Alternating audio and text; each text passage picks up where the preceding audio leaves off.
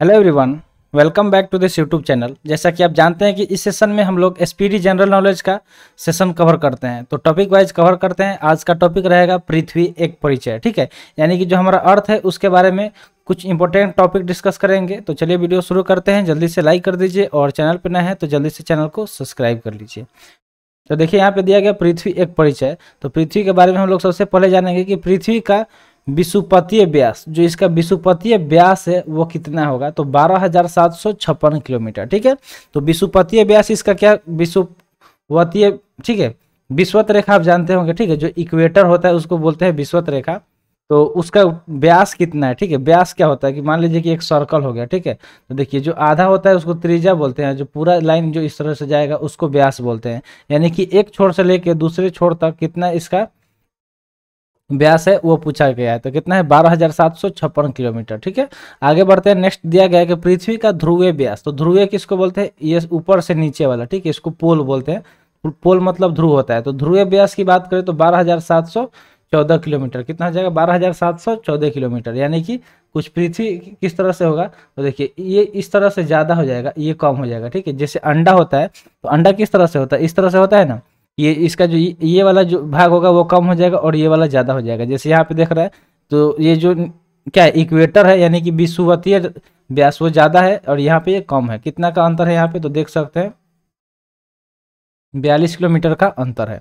इसी तरह दिया गया नेक्स्ट कि पृथ्वी का ध्रुवीय व्यास विषुवतीय व्यास से कम है। कितना कम है, तो 42 किलोमीटर। देख सकते हैं यहाँ पे जो चीज़ यहाँ पे माइनस डायरेक्ट कर लीजिएगा इसमें से, तो यहाँ पे आपका आंसर 42 किलोमीटर आ गया, जो कि यहाँ पे दिया गया है।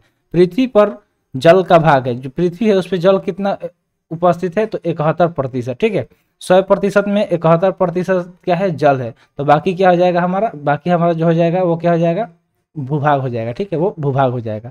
पृथ्वी का औसत घनत्व है, तो औसत अगर घनत्व की बात करें तो कितना है 5.5 ग्राम। ठीक है, 5.5 ग्राम पर सेंटीमीटर क्यूब। कितना है 5.5 ग्राम पर सेंटीमीटर क्यूब है। आगे दिया गया पृथ्वी गति करता है। तो जो पृथ्वी है इसका गति किस तरह से होता है, किस दिशा से किस दिशा में, तो पश्चिम से पूर्व में होता है। ठीक है, जैसे हमारा जो सूरज उगता है तो सूरज कैसे उगता है, पूर्व से पश्चिम में। लेकिन जस्ट उसका उल्टा क्या होता है, पृथ्वी नाचता है। ठीक है, जो पृथ्वी अपने अक्ष पे घूमता है किस दिशा में, तो पश्चिम से पूर्व में। तो आपको याद रखना है कि सूरज जिस दिशा में उगता है जस्ट उसके उल्टा पृथ्वी भ्रमण करता है। अगला है पृथ्वी का अक्ष पर घूमना है। तो पृथ्वी जो अपने अक्ष पे घूमता है उसको हम लोग क्या बोलते हैं, घूर्णन। क्या बोलते हैं, घूर्णन। यानी कि जो ये मान लीजिए इसका अक्ष है तो इस पे इस तरह से घूमता है। ठीक है, इस तरह से घूमता है, इस तरह से घूमता है लट्टू जैसा। अगला है दिन रात होता है। ठीक है, अगर मान लीजिए कि पूछा जाए कि दिन रात कैसे होता है, तो ऐसे मतलब क्या है जिसकी वजह से दिन रात होता है, तो पृथ्वी के घूर्णन के कारण होता है। किस वजह से होता है, पृथ्वी के घूर्णन के कारण होता है। जैसे मान लीजिए एग्जाम्पल के तौर पे समझिए कि ये एक टॉर्च हो गया। क्या हो गया, एक टॉर्च हो गया। यहाँ पे ये मान लीजिए कि एक टॉर्च हो गया। टॉर्च जलाए तो टॉर्च से इस तरह से प्रकाश निकलता है ना, टॉर्च से इस तरह से क्या निकलता है, प्रकाश निकलता है। ठीक है, इस तरह से लाइट निकलता है। अब मान लीजिए कि यहाँ पे अगर एक बल्ब रख दिए, क्या रख दिए, बॉल, इस तरह जो क्रिकेट बॉल होता है वो रख दीजिए। इस बॉल को रख दीजिए तो इसका प्रकाश किस साइड पड़ेगा, इस साइड पड़ेगा। ये एक रेखा खींचेंगे तो इस साइड पड़ेगा, तो इस साइड मान लीजिए पड़ रहा है तो ये क्या हो गया, दिन हो गया। और जो दूसरे साइड जो नहीं पड़ रहा है वो क्या हो गया, रात हो गया। और जब यहाँ से ये घूमेगा इस दिशा में तो धीरे धीरे क्या होगा कि इधर का प्रकाश, फिर ये जो अंधेरा है इधर वाला इधर घूम के आ जाएगा और ये क्या हो जाएगा, प्रकाशित हो जाएगा, और दूसरा जो हो जाएगा रात हो जाएगा। तो इस तरह से दिन और रात होता है। ये चीज़ समझ में आ गया होगा। तो इस किस वजह से होता है, तो ये आपको पता चल गया कि किस वजह से होता है, कि पृथ्वी के घूर्णन के कारण होता है। ठीक है, उसके बाद क्वेश्चन पूछा जाएगा कि जो हमारे ऋतुएं चेंज होता है, कभी गर्मी कभी ठंडा आता है, तो इसके पीछे क्या वजह है, तो इसके पीछे वजह क्या है, ये भी जान लेते हैं। तो जो ऋतु परिवर्तन होता है वो पृथ्वी के परिक्रमण के कारण होता है। ठीक है, परिक्रमण के कारण होता है। जैसे मान लीजिए कि ये हमारा सन, ठीक है, सन हो गया सूरज। तो सूरज देखिए इस तरह से पृथ्वी घूमता है। ठीक है, इस तरह से पृथ्वी घूमता है, एकदम ये बीच में नहीं है। ठीक है, ये बीच में नहीं है, इस तरह से है। ठीक है, तो मान लीजिए कि पृथ्वी यहाँ पे है तो ये सूरज के पास हो गया। ठीक है, सूरज से यहाँ से नज़दीक हो गया, तो ये नज़दीक है तो यहाँ पे क्या हो जाएगा, गर्मी हो जाएगा। क्या हो जाएगा, गर्मी हो जाएगा। इसी तरह घूमते हुए जब इस पॉइंट पे आएगा, मान लीजिए तो इस पॉइंट पे आएगा तो ये दूर हो गया, दूर हो जाएगा तो यहाँ पे क्या हो जाएगा, सर्दी हो जाएगा। ठीक है, इस तरह से क्या होता है, ऋतु परिवर्तन होता है। तो ये किस वजह से हो रहा है, तो पृथ्वी के परिक्रमण। यानी कि परिक्रमण मतलब क्या हो गया कि सूरज के चारों तरफ जब चक्कर लगाता है तो उसको परिक्रमण बोलते हैं, और अपने जगह पे घूमता है उसको घूर्णन बोलते हैं। घूर्णन और परिक्रमण में अंतर समझ में आ गया। पृथ्वी 1 घंटे में घूमती है। तो 1 घंटा में जो पृथ्वी है कितना घूमती है, तो 15 डिग्री देशांतर, ठीक है, 15 डिग्री देशांतर पे घूमती है। पृथ्वी अपनी धुरी पर कितना झुका हुआ है, तो 23.5 डिग्री, कितना झुका हुआ है, 23.5 डिग्री झुका हुआ है। जो पृथ्वी है वो मान लीजिए कि इस तरह से कोई चीज़ है, एक बल्ब है मान लीजिए, तो ये थोड़ा झुका हुआ है, ठीक है, पृथ्वी की क्या है, इस तरह से झुका हुआ है। जब आप देखेंगे ना ग्लोब, ग्लोब देखे होंगे, जो ग्लोब होता है ऑफिस वगैरह में देखते होंगे, तो ग्लोब क्या होता है, मॉडल ऑफ अर्थ है, ठीक है, ऑर्डल अर्थ का मॉडल है, मॉडल ऑफ अर्थ है। तो सेम जैसे अर्थ झुका हुआ है उसी तरह ग्लोब भी झुका हुआ देखिएगा। अगला है पृथ्वी के भू पर्पट, यानी कि जो उसका क्रस्ट होता है, क्रस्ट मेंटल कोर में प्रचुर मात्रा में उपलब्ध तत्व, तो जो हमारा क्रस्ट का बात हो रहा है, भू पर्पटी उसको बोलते हैं, तो उसमें उपलब्ध तत्व सबसे ज़्यादा क्या है, तो ऑक्सीजन, उस सबसे ज़्यादा क्या पाया जाता है, ऑक्सीजन, जिसका मात्रा कितना है, 46.80%, कितना है, 46.80%। यहाँ पे देख सकते हैं आगे पृथ्वी गोल है कहा था। तो जो पृथ्वी है, हम लोग ऐसे तो नॉर्मली पढ़ते हैं कि पृथ्वी गोल है, तो ये किसने कहा था, किसके द्वारा सबसे पहले बताया गया था कि पृथ्वी गोल है, तो पाइथागोरस जी ने, पाइथागोरस ने बताया था कि पृथ्वी क्या है, गोल है।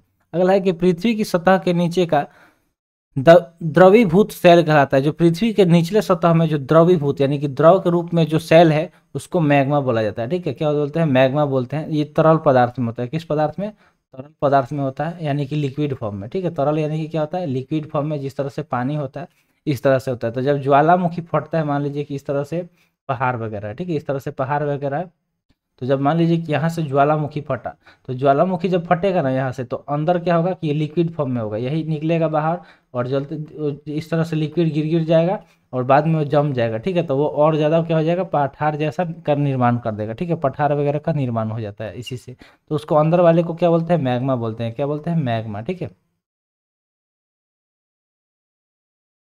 आगे यहाँ पे क्या दिया गया, तो पृथ्वी तथा सूर्य, ठीक है, पृथ्वी तथा सूर्य के मध्य अधिकतम दूरी कब रहता है, तो मान लीजिए हम बताए ना कि इस तरह से यहाँ पे सूरज है, ठीक है, यहाँ पे बीच में सूरज नहीं है यहाँ पे, तो मान लीजिए कि ये जो दूरी है ये कब रहता है, तो 4 जुलाई को, कब रहता है, 4 जुलाई को, यहाँ पे देख सकते हैं 4 जुलाई को अवसर के दरमियान, ठीक है, अवसर के दरमियान, ठीक है, 4 जुलाई को इस होता है, कब होता है, 4 जुलाई को सबसे अधिकतम दूरी होता है किसके बीच में, पृथ्वी और सूरज के बीच में, ये सन हो गया, और यहाँ पे मान लीजिए पृथ्वी हो गया, तो ज़्यादा डिस्टेंस हो गया। अगला है पृथ्वी तथा सूर्य के मध्य न्यूनतम दूरी, तो सबसे कम दूरी कब होता है, तो देखिए जुलाई में क्या होता है, गर्मी पड़ता है। यहाँ पे क्या हो रहा है कि सबसे पृथ्वी तथा सूर्य के मध्य न्यूनतम दूरी कब होता है, तो 3 जनवरी को होता है, कब होता है, 3 जनवरी को होता है। उसको क्या बोलते हैं, उपसौर के दरमियान, क्या होता है, उपसौर। तो अपसौर और उपसौर, ठीक है, अपसौर किसको बोलेंगे, दूरी वाले को, ठीक है, इसको दूरी वाले को अपसौर बोलेंगे, और उपसौर मतलब नज़दीक वाले को, ठीक है, यानी कि जब नज़दीक होगा तो वो कब रहेगा, 3 जनवरी को। तो डेट आपको याद रखना है, 3 और 4, ज़्यादा अंतर नहीं है, बस महीना अलग अलग है। अगला दिया गया है उपसौरिक, ठीक है, उपसौरिक एवं अपसौरिक को मिलाने वाली रेखा काल्पनिक रेखा कहलाती है। तो जो मान लीजिए कि जो रेखा है जो उसको मिला रहा है उपसैरिक और अपसैरिक को, उसको बोलते हैं एप्साइड रेखा, क्या बोलते हैं, एप्साइड रेखा बोलते हैं। ये भी बहुत महत्वपूर्ण है, इसको मार्क कर लीजिएगा, स्टार लगा के लिख लीजिएगा, ठीक है। अगला है पृथ्वी की अपेक्षा चंद्रमा का द्रव्यमान कितना है। तो जब चंद्रमा के अगर द्रव्यमान की बात करें, तो मान लीजिए पृथ्वी का 1/81वां भाग है, कितना है, 1/81वां भाग है। पृथ्वी पर सबसे बड़ा हिमखंड कौन सा है, तो उसका नाम है अंटार्कटिका, ठीक है, हिमखंड जिसका नाम क्या है, अंटार्कटिका है। पृथ्वी की आंतरिक संरचना बनी हुई है, तो जो पृथ्वी का अंदर का जो संरचना है, ठीक है, जब मान लीजिए ये पृथ्वी है, जब इसको हम लोग काटेंगे तो इसके अंदर देखिए इस तरह से संरचना बना हुआ है, ठीक है, तो उसका क्या नाम है, सियाल, जिसका सीमा एवं क्रोड नीफे से, ठीक है, इससे बना हुआ है, तो सियाल, ठीक है, यानी कि और सीमा एवं क्रोड नीफे से बना हुआ है, ये आंतरिक संरचना है, ठीक है, ये पृथ्वी के अंदर का संरचना है। अगला दिया गया पृथ्वी की सबसे भीतरी परत, जो सबसे भीतरी परत है उसको क्रोड बोलते हैं, नीफे, ठीक है, निकेल और फेरस, उसमें क्या पाया जाता है, नीफे मतलब होता है निकेल, Ni से निकेल और Fe से फेरस, ठीक है, उसको नीफे बोलते हैं। और सियाल मतलब SiAl हो गया, ठीक है, तो सिलिकॉन और Al से अल्मोनिया हो गया, ठीक है। इसी तरह Si से Ma सीमा, ठीक है, तो Si से सिलिकॉन हो गया, Ma से मैग्नीज हो गया, तो इस तरह आपको याद रखना है, ठीक है। अगला है क्रोड बना है, जो क्रोड होता है वो किस चीज़ से बना होता है, तो क्रोड बना है लोहा तथा निकिल से, लोहा तथा निकिल से क्रोड बना है। क्रोड को देखिए नीफे बोला गया है, तो लोहा, ठीक है, निकल Ni और लोहा Fe वो होता है इसका फुल, ठीक है, Fe बोलते हैं, फेरस, फेरस मतलब लोहा होता है, लोहा का क्या होता है, ये सिंबल होता है Fe, तो ये आपको याद रहना चाहिए, ये केमिस्ट्री का बहुत मोस्ट इंपॉर्टेंट है। तो सियाल बना है सिलिकॉन एवं एल्युमिनियम से, ठीक है, सियाल सिलिकॉन एवं एल्युमिनियम से। और यहाँ पे क्या गया, सीमा बना हुआ है, यानी कि सिलिकॉन और Mn से मैग्नीशियम, बता दिया है, ठीक है।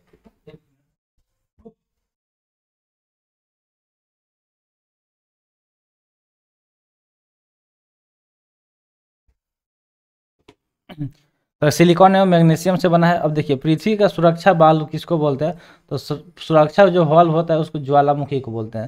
ये पृथ्वी का ये सुरक्षा करता है एक तरह से, जब मान लीजिए कि जब भी कुछ होता है तो ज्वालामुखी फट जाता है, जिससे बैलेंस बन जाता है पृथ्वी का, इसलिए इसको सुरक्षा हॉल भी बोला जाता है। पृथ्वी के बाह्य भित्ति का ऊपरी जो भाग है वो क्या कहलाता है, तो जो पृथ्वी का जो बाहरी भाग है, ठीक है, जो मान लीजिए कि लेयर वाइज लेयर है, तो सबसे ऊपरी भाग है उसको बोलते हैं एक्सथेनोस्फीयर, क्या बोलते हैं, एक्सथेनोस्फीयर बोलते हैं, ठीक है। अब देखिए पृथ्वी पर सबसे लंबा दिन कब होता है, तो कब होता है, 21 जून को होता है। कब, कहाँ पे, उत्तरी गोलार्ध में, तथा 22 दिसंबर दक्षिणी गोलार्ध में। तो 2 दिन सबसे लंबा होता है। 21 जून कब होता है, उत्तरी गोलार्ध में जब होता है तब 21 जून को होता है, और दक्षिणी गोलार्ध की अगर बात करें तो 22 दिसंबर को होता है। अगला दिया गया कि पृथ्वी पर सबसे छोटा दिन 22 दिसंबर होता है, कहाँ पे, तो उत्तरी गोलार्ध में, तथा 21 जून क्या होता है, दक्षिणी गोलार्ध में, ठीक है। यहाँ पे जस्ट उल्टा देख लीजिएगा, ठीक है। देखिए 21 जून पे क्या हो रहा है कि उत्तरी गोलार्ध में छोटा हो जा रहा है, और वहाँ अगर हम बात करें तो यहाँ पे उत्तरी गोलार्ध में क्या हो रहा है, सबसे लंबा हो जा रहा है 21 जून को, और 22 दिसंबर को क्या हो जा रहा है सबसे, और यहाँ पे 22 दिसंबर को क्या हो रहा है सबसे छोटा दिन हो रहा है, और 21 जून को सबसे दक्षिणी गोलार्ध में हो जा रहा है। तो ये बस गोलार्ध का हेर फेर है, ठीक है। पृथ्वी पर दिन रात बराबर होते हैं, तो पृथ्वी पर कौन सा ऐसा दिन है मतलब जिस दिन दिन और रात दोनों क्या होता है, बराबर होता है। 23 सितंबर और 21 मार्च को क्या होता है, दिन रात बराबर होता है। उसको इक्विनॉक्स इंग्लिश में बोला जाता है, क्या बोलते हैं, इक्विनॉक्स बोला जाता है, ठीक है, इक्विनॉक्स। चंद्र ग्रहण होता है, तो चंद्र ग्रहण कैसे होता है ये जान लीजिए, ठीक है। आप सुने होंगे बहुत बार चंद्र ग्रहण लग गया है, चंद्र ग्रहण लगने वाला है। तो चंद्र ग्रहण लगता कैसे, ये जानना भी जरूरी है। तो देखिए क्या होता है कि जब सूर्य और चंद्रमा के बीच पृथ्वी आ जाती है, ठीक है, सूर्य और चंद्रमा के बीच पृथ्वी आ जाती है, तब चंद्र ग्रहण लगता है। जैसे मान लीजिए यहाँ पे क्या हो गया, सूरज, ठीक है, यहाँ पे क्या हो गया, सूरज हो गया, सूरज यहाँ पे, और यहाँ पे क्या हो गया, चंद्रमा, यहाँ पे क्या हो गया, चंद्रमा, ठीक है। तो चंद्रमा को पता है कि ये, और ये हो गया पृथ्वी। तो चंद्रमा पृथ्वी के चक्कर लगाता है, और पृथ्वी सूरज का चक्कर लगाता है, ठीक है, ये इसका चक्कर लगाता है। तो ऐसा एक टाइम आएगा कि मान लीजिए कि यहाँ पे ये क्या हो गया, चंद्रमा हो गया, ठीक है, चंद्रमा, ये क्या हो गया, पृथ्वी। तो जब पृथ्वी सूरज और चंद्रमा के बीच में आ जाता है, जिसकी वजह से क्या होता है, चंद्रमा पे प्रकाश नहीं जा पाता है सूरज का, तो उस टाइम ग्रहण लगता है, उसको क्या बोलते हैं, चंद्र ग्रहण, ठीक है। उस टाइम जो ग्रहण लगता है उसको क्या बोलते हैं, चंद्र ग्रहण लगते हैं। चलिए एक चीज़ और बताइए कि जो चंद्र ग्रहण लगता है वो कब लगता है, अमावस्या को लगता है या फिर पूर्णिमा को, ठीक है। ये आपके लिए होमवर्क में क्वेश्चन रहेगा, कमेंट सेशन में बताइएगा कि जो चंद्र ग्रहण लगता है वो किस दिन लगता है, ठीक है, या तो या पूर्णिमा, ये बताना आपको, ठीक है। अगला दिया गया है सूर्य ग्रहण के बारे में। तो चंद्र ग्रहण तो हम लोग जान लिए। सूर्य ग्रहण की बात करें तो सूर्य ग्रहण कब लगता है, तो जब सूर्य एवं पृथ्वी के बीच चंद्रमा आ जाता है, ठीक है। मान लीजिए कि यहाँ पे क्या हो गया, सूरज हो गया, ठीक है, ये सूरज हो गया, यहाँ पे मान लीजिए कि क्या हो गया, पृथ्वी हो गया, ठीक है, सूरज हो गया और पृथ्वी हो गया। तो और बीच में मान लो कि क्या आ गया, यहाँ पे अगर चंद्रमा आ गया, ठीक है, यहाँ पे अगर चंद्रमा आ गया बीच में, तो वो क्या हो जाएगा, सूर्य ग्रहण हो जाएगा, ठीक है। पृथ्वी नीला प्लेनेट के नाम से जाना जाता है, इसलिए हम लोग नीला कर दिए, समझ जाइएगा। समझ में आ गया सूर्य ग्रहण के बारे में और चंद्र ग्रहण के बारे में। तो चलिए आगे बढ़ते हैं।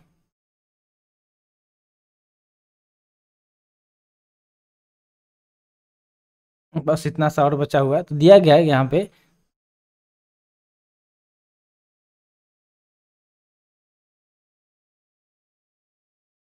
क्या दिया गया है कि पृथ्वी से चंद्रमा का भाग दिखता है। अगर हम पृथ्वी पर से जो चंद्रमा को देखते हैं तो उसका कितना भाग हमें दिखाई देता है, तो मात्र 57% भाग हमें दिखाई देता है। जो भी हम चंद्रमा देखते हैं तो उसका कितना भाग दिखाई देता है, 57% ही देख पाते हैं 100% में। अगला है पृथ्वी की आयु ज्ञात की जाती है। जो पृथ्वी है उसका आयु कैसे ज्ञात किया जाएगा, ठीक है, माने कितना टाइम का हो है, तो उसको यूरेनियम काल निर्धारण विधि द्वारा, ठीक है, यूरेनियम काल का एक निर्धारण विधि है, उसके द्वारा क्या किया जाता है, पृथ्वी की आयु ज्ञात की जाती है कि कितना साल पुराना पृथ्वी हो गया, ठीक है।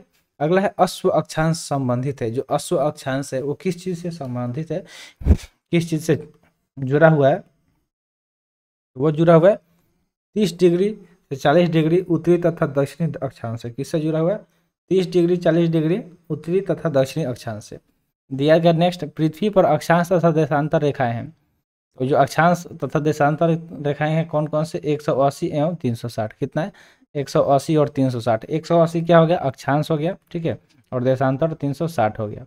दिया गया दो देशांतर रेखाओं के बीच की दूरी, जो दो देशांतर रेखा है उसके बीच की दूरी को क्या बोलते हैं? गोरे। क्या है? गोरे। तो आई होप आपको समझ में आ गया होगा ये सारी चीज़। तो आज के लिए इतना ही, आज का सेशन यहीं पे समाप्त हुआ। सेशन कैसा लगा कमेंट सेक्शन में जरूर बताइएगा। तो मिलते हैं फिर अगले वीडियो में। Thanks for watching. जय हिंद।